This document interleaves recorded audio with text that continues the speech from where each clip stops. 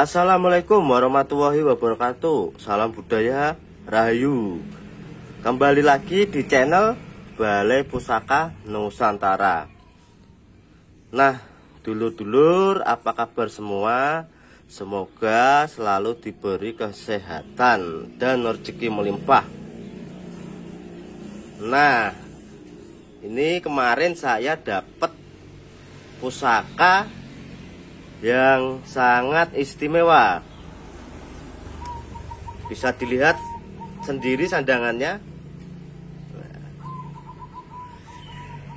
Ini saya dapat dari seorang tokoh spiritual yang ada di Nganjuk. Bisa kita lihat sandangannya. Sandangan Ladrang Surakarta atau Solo. Ini kayu mangga hutan. Hampir mirip dengan Timo, namun beda serat. Seratnya beda.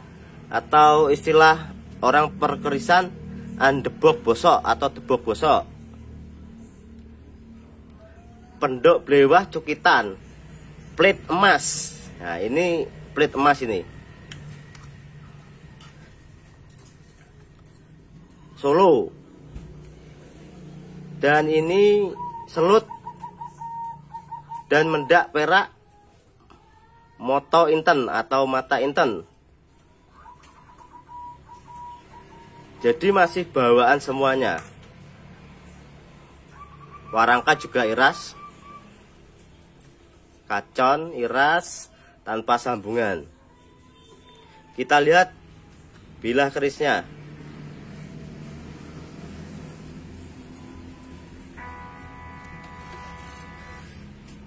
Nah, ini dia dulur-dulur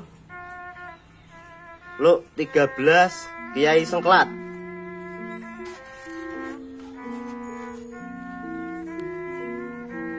Bilahnya masih utuh, gagah, pasikutan luwes.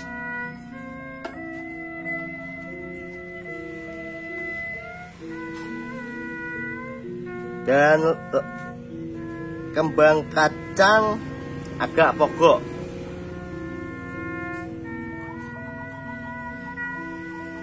Keris Sengkelat ini tangguhnya masuk Mojopahit peralihan, jadi Mojopahit akhir.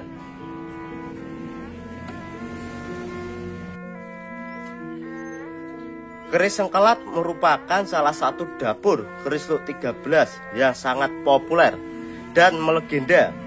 Keris Sengkelat mempunyai ukuran panjang bilah sedang dan menggunakan odo-odo sehingga permukaannya atau bilahnya gigir sapi.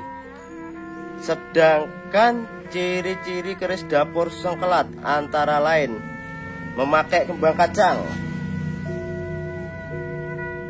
Ada yang dilengkapi dengan jenggot dan ada yang tidak. Satu lambe gajah. Ini lambe gajah. Sogokan rangkap dengan ukuran normal. Serawean, ripandan dan greneng, krowingan. Ini mangkai krowingan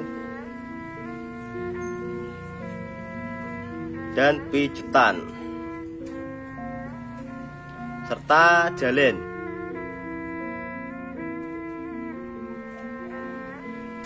Keris dapur Sengkelat sangat atau seolah-olah dengan keris dapur Parungsari atau hampir mirip.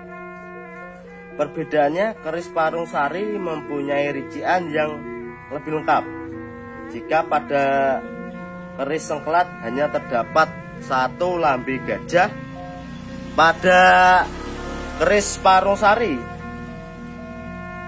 selalu dilengkapi jenggot dan terdapat dua lambe gajah. Keris dapur Sengkelat gampang sekali dijumpai. Alasannya ialah banyak diduplikasi di zaman kerajaan dulu.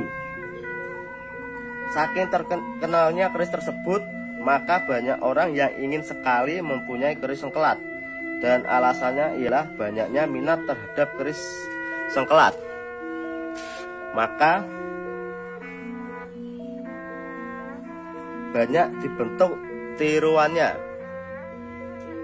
hingga ketika keris sengkelat masih tetap lestari dan menjadi pusaka piandul para pejabat dan politikus. Alasannya ialah dipercaya mempunyai tuah kewibawaan yang sangat besar.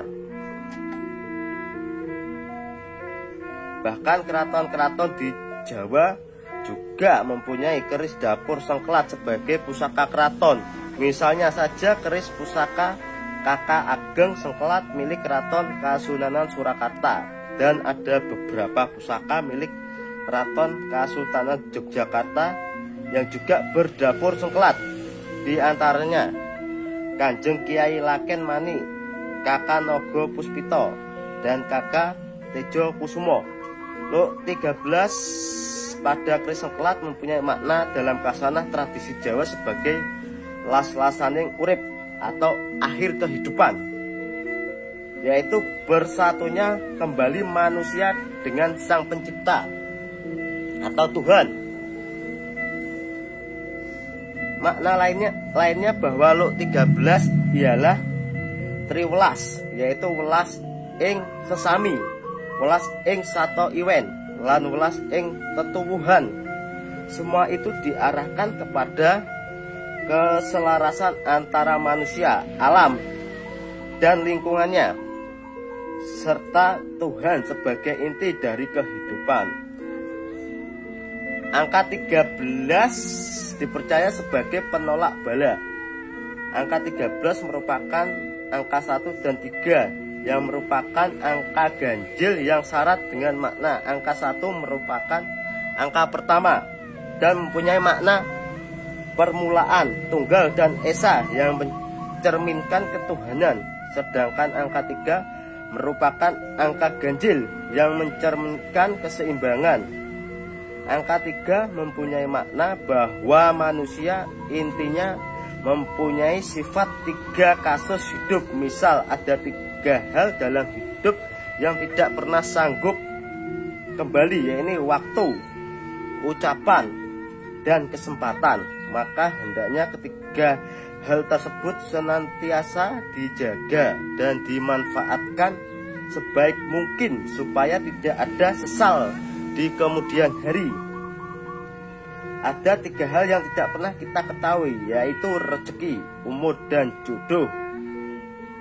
Ada 3 hal dalam hidup yang sudah niscaya akan terjadi, yaitu tua, lemah, dan mati. Maka persiapkanlah dengan sebaik-baiknya. Alasannya ialah jikalau seseorang meninggal dunia, maka terputuslah semua amalnya kecuali 3 perkara, yaitu amal jariah, ilmu yang bermanfaat, dan anak yang soleh atau solehah. Sejarah keris sengkelat. Keris sengkelat ialah keris pusaka Luk 13 yang diciptakan pada zaman Majapahit, yaitu pada masa pemerintahan Prabu Kertabumi atau Brawijaya V oleh seorang empu kerajaan yang sangat terkenal, yaitu Pangeran Sedayu atau Empu Supo Mandrangi. Empu Supo Mandrangi ialah salah satu murid dari Sunan Ampel. Konon materi utama untuk menciptakan keris sengkelat ialah cis, yaitu sebuah besi runcing untuk menggiring onta. Konon besi cis tersebut didapat Sunan Ampel ketika sedang bermunajat. Ketika ditanya besi itu berasal dari mana, maka dijawablah bahwa besi itu milik Kanjeng Nabi Muhammad SAW. Dan kemudian besi cis tersebut diberikan kepada Empu Supo untuk dibentuk menjadi sebilah pedang Arab. Tapi Empu Supo merasa sayang jikalau besi sebagus itu hanya dijadikan pedang yang tidak mempunyai nilai artistik. Maka kesudahannya besi cis tersebut dibentuk menjadi sebilah keris pusaka Luk 13 yang sangat indah. Kemudian oleh Sunan Ampel disarankan supaya keris tersebut diserahkan kepada Prabu Brawijaya V. Dan ketika Prabu Brawijaya V mendapatkan keris tersebut, sang Prabu menjadi sangat kagum akan keindahan keris tersebut dan kesudahannya memperlihatkan nama Sengkelat pada keris pusaka tersebut. Alasannya ialah Empu Supo membawa keris tersebut kepada sang Prabu dengan cara disengkelit di pinggang. Akhirnya keris Sengkelat tersebut menjadi salah satu piandel atau pusaka kerajaan dan diberi gelar Kanjeng Kiai Ageng Kuworo dan mempunyai kawasan khusus dalam gudang pusaka Kraton Majapahit.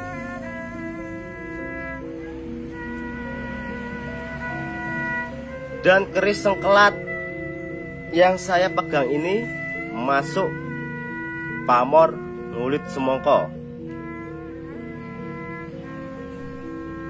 yang dipercayai atau memiliki tuah, ya ini mendatangkan rezeki yang melimpah, membuat pemilik keris dengan pamor Ngulit Semongko ini menjadi orang yang lebih percaya diri atau optimis, bijaksana dalam memutuskan suatu permasalahan, dan pandai dalam pergaulan untuk menyesuaikan dengan segala keadaan.